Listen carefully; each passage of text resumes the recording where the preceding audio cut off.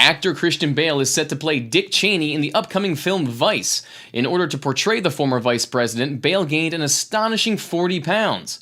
This isn't the first time the Academy Award-winning actor has undergone a drastic transformation for a role.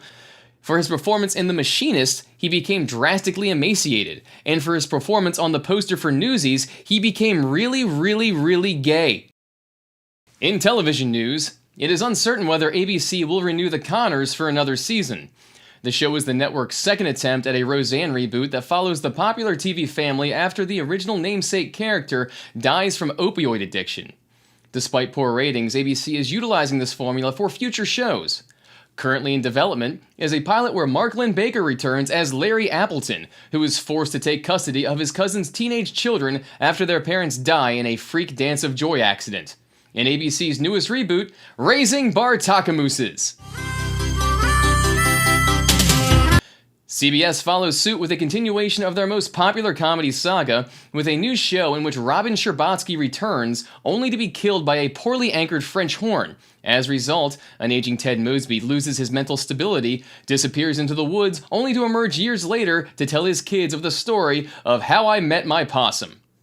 Possum, possum, possum, possum, possum, possum, possum, how I met my possum. New memes are circulating from a photo of this past summer at Aretha Franklin's funeral, in which Bill Clinton was caught on camera seemingly leering at singer Ariana Grande. A spokesman for Clinton has since come to his defense, stating, former President Clinton was in no way ogling Miss Grande. In fact, the only reason he was looking in the direction of Grande in the first place was because someone had taped a photo of Selena Gomez to her ass. Alexandra Ocasio-Cortez has become the youngest woman ever elected to the House of Representatives, after running on a platform promoting universal health care and other socialist programs.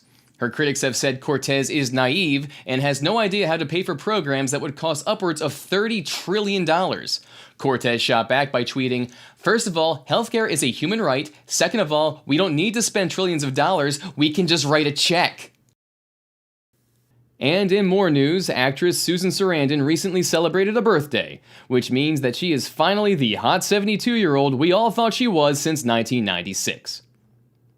Singer George Thorogood, who has always claimed to have been bad to the bone since the day he was born, is in the news today after newly discovered footage of his birth has revealed that he in fact cried like a little bitch. In more CBS news, it is still on the fence whether their new show The Neighborhood will survive past the fall season.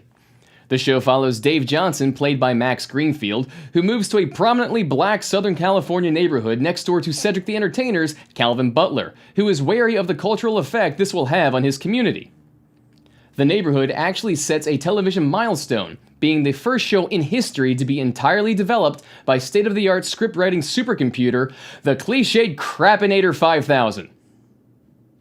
The second show ever written by the Crapinator is a tired, regurgitated, low-budget news format vehicle for shitty pop culture jokes that will most likely never make it off Instagram.